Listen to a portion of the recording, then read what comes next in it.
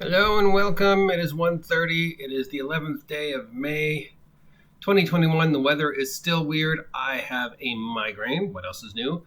But I thought I'd take a moment to address once again the number one topic that seems to be on the lips and minds of those of us in the D&D and D&D adjacent sphere, and that is the forthcoming release of Von Richten's Guide to Ravenloft. Now let's start and end this by saying that everything in this book is optional. You, as a 5th edition Dungeons & Dragons master, do have every right to say, no, I am not allowing this because it's optional.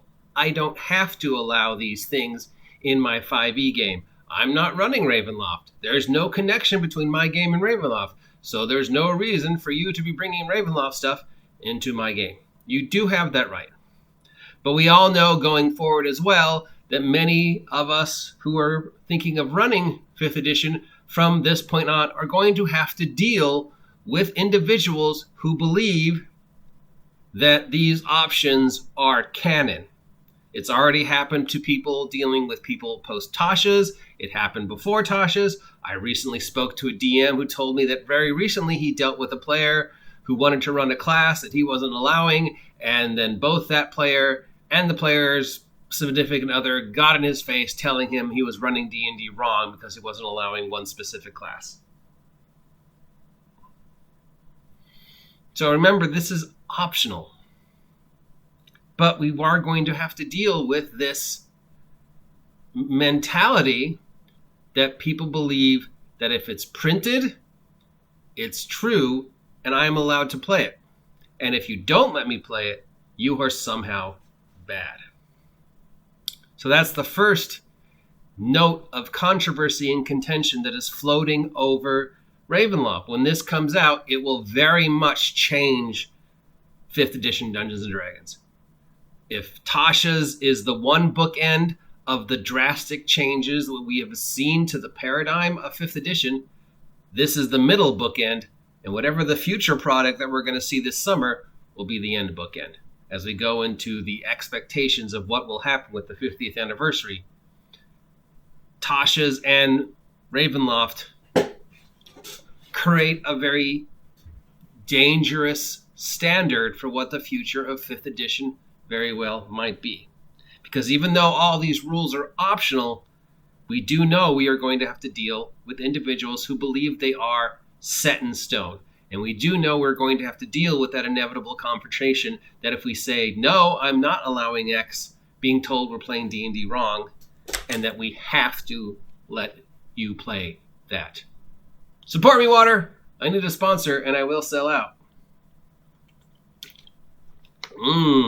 H2O. It grows on trees. So that's the first dangerous precipice. Now, I'm not saying that 5th edition and Tasha are positive or negative. We know that for everything anti-Ravenloft, somebody might say, there's going to be 5 people who say it's an amazing work of art and it's the best thing to happen to 5th edition since the 20-sided dice. It's a playground, and, I don't know. I'm sure there are people who are going to enjoy it and appreciate it and jump into it with open arms and not find anything wrong with it.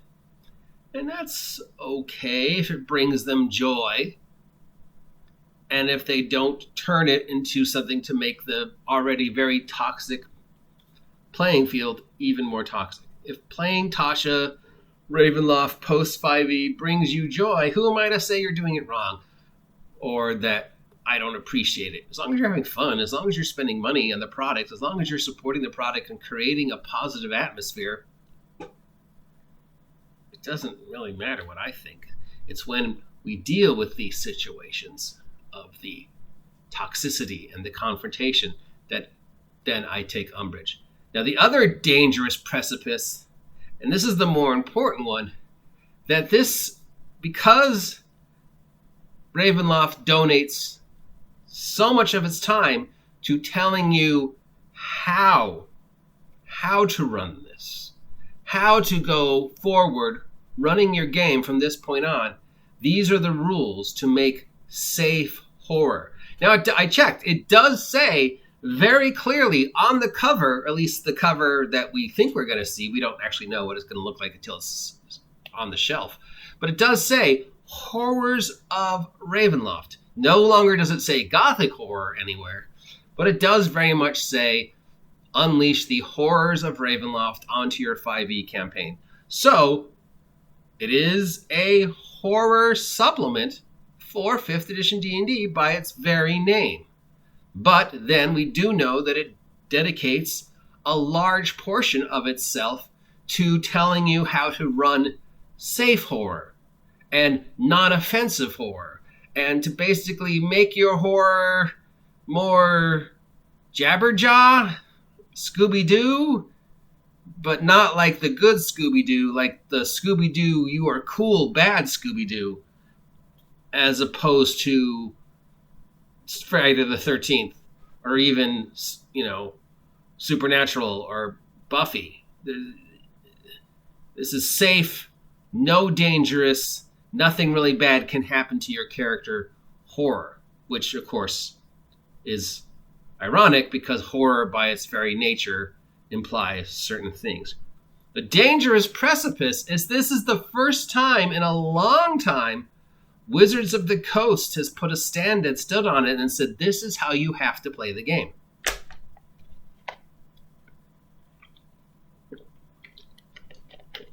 Of course, nowhere do they blatantly say, this is how you have to play the game. These are optional rules.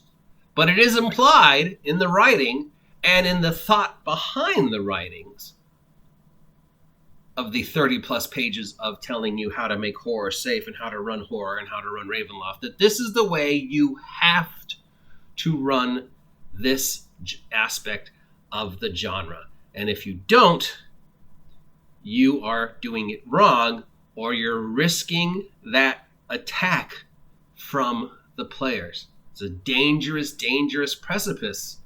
It's a dangerous, dangerous position that Wizards of the Coast is taking with this. Now, I don't mean to defend Wizards of the Coast or champion Wizards of the Coast. I address this the same way I've been addressing all of this since this whole thing started.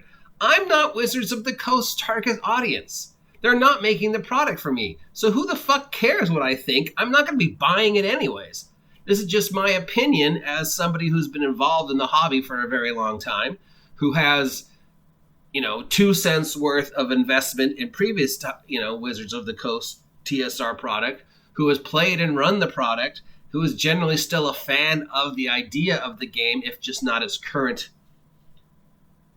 shape. But nobody really cares what I think, because I'm not going to run it. I'm not going to play it. I'm not going to buy it. And I'm not the target audience. So I'm in no position to attack or defend Wizards of the Coast. And I will say again that I think, much like with previous choices that Wizards of the Coast has made over the past 20 some odd years, 4th edition, Paizo, Tasha's, the Avatar trilogy, Ravenloft, the Legacy thingy. The idea, the intent is decent. The intent of what they possibly initially meant to do with this product was decent. And somewhere in that intent was a good idea. But as we have seen over the past 20 plus years, between intent and publication, something goes very, very wrong. And much like a child with a book of matches running through a linen warehouse, that simple act of, hey, maybe we should address X, becomes a forest fire of controversy and toxicity and just plain bizarreness. Now, I don't know what the landscape post Ravenloft is truly going to be until I see it in action. For every positive, there's a negative. For every negative, there's a positive. And again, what I think doesn't matter because I'm not going to have anything to do with it, I don't think. And I could be completely wrong. But again, Wizards of the Coast, in their infinite wisdom that we fail to understand, is making this statement in Ravenloft. This is how you have to play. This is how you have to run. And if you don't, the implication is you are doing something wrong and you are opening yourself up to those attacks from this certain aspect of the gaming population, a certain aspect that is sadly and frighteningly getting larger and larger of attacks.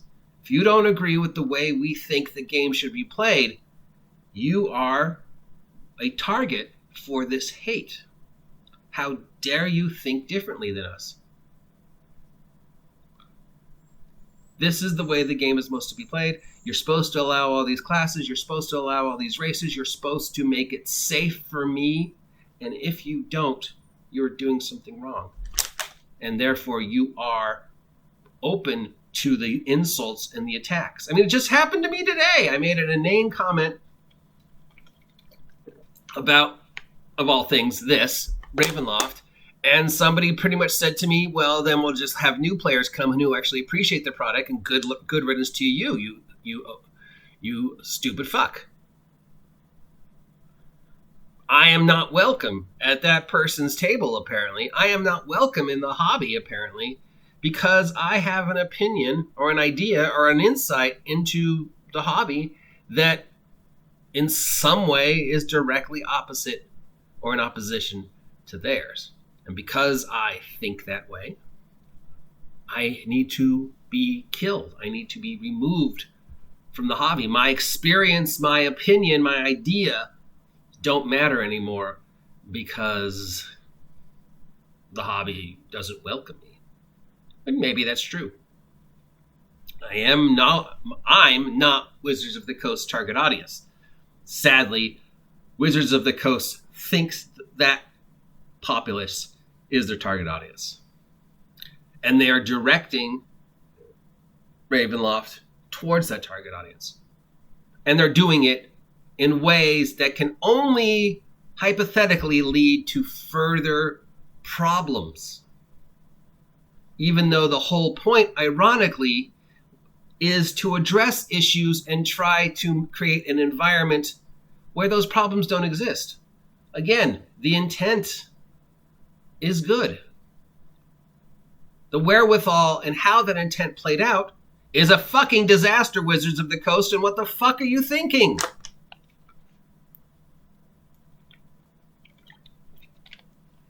Nothing good comes out of taking this you have to run the game this way precipice. Nothing good will come out of this. At least I don't think so. Maybe I'm wrong.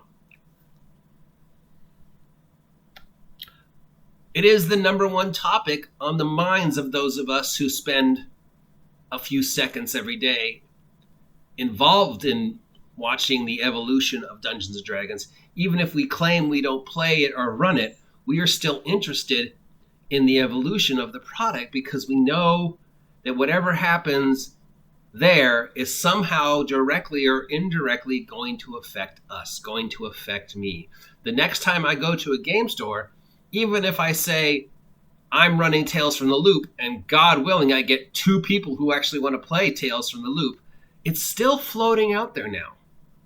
Wizards of the Coast says, and even if it doesn't affect my table, it affects the environment of the hobby.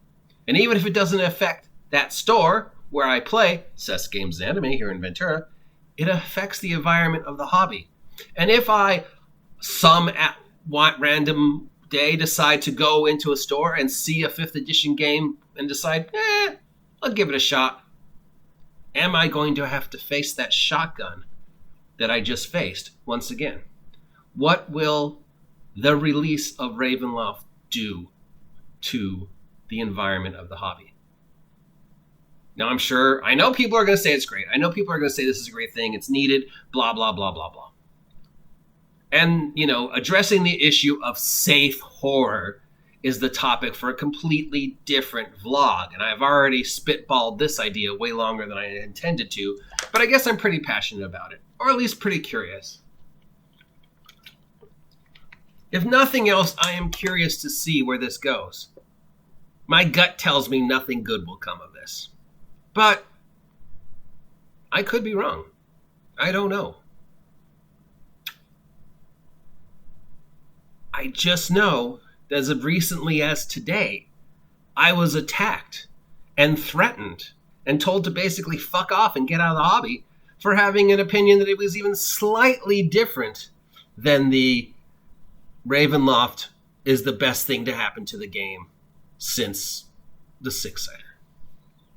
And let me end this by saying once again, remember, Game Masters across the planet, this is optional.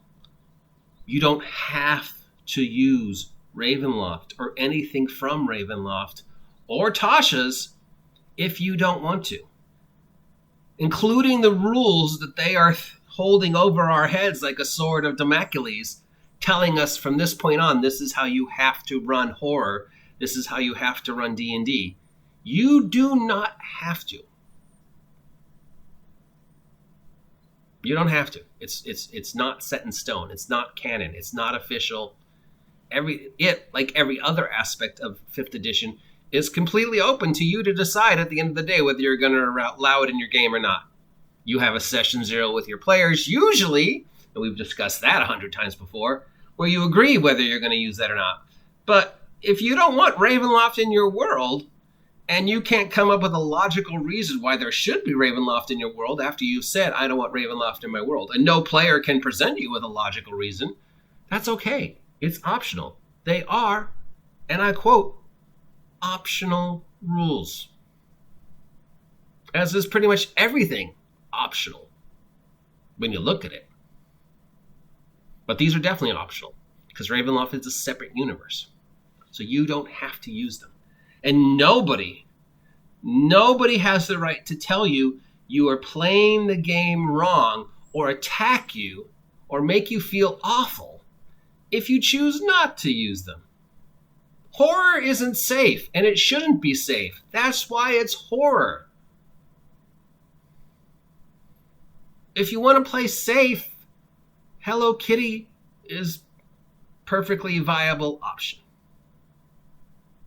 And on that, I'm going to go because my head is killing me. I hope you appreciate my insight and ideas. Comment down below. And if you don't, if you think I'm blowing smoke out of my ass, comment down below. If you haven't subscribed yet, please subscribe. We are 9 away from the 400 goal. And remember, the 400th subscriber will win a prize. And there might be some other prizes too as we trudge towards that 500 goal landmark. August 4th, 500 subs. Can we make it? Until next time, I am your grumpy guide to all things gaming. I will talk to you later. Now get out of my domain of dread.